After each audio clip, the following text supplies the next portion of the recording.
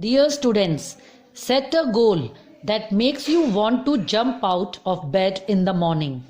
A very good morning to all of you. Welcome to English grammar class.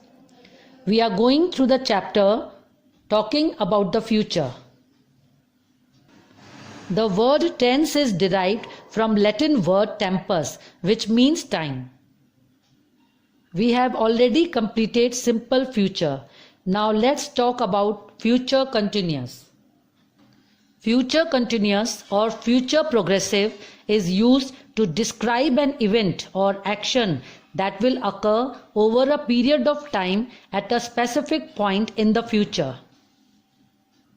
Example, they will be sailing in the Atlantic Ocean by the time you arrive at the island.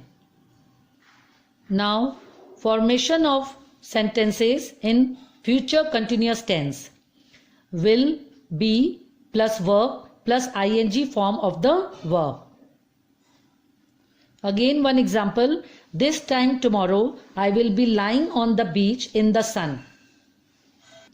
Some more examples are, next year I will be driving a new car. In 2 years she will be speaking English much better than now. Now the future perfect tense. It is used for an action which will be finished before a stated future time.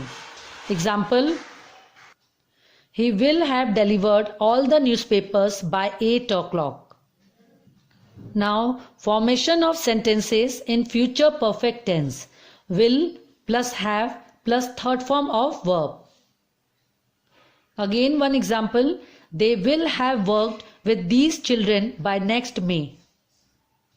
The future perfect tense is used with the following time expressions: before, till, until, by the time, by, then, etc. Some more examples are, this time next month he will have bought a new car. This time next year I will have learnt to use a computer. Now, future perfect continuous.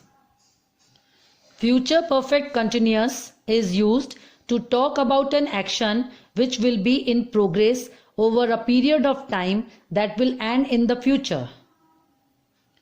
Formation of sentences in future perfect continuous tense. Will or shall plus have been plus ing form of the verb. But nowadays we mostly use will,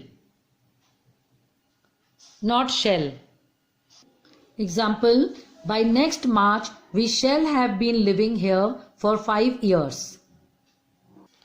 This was all about future tense. Thank you.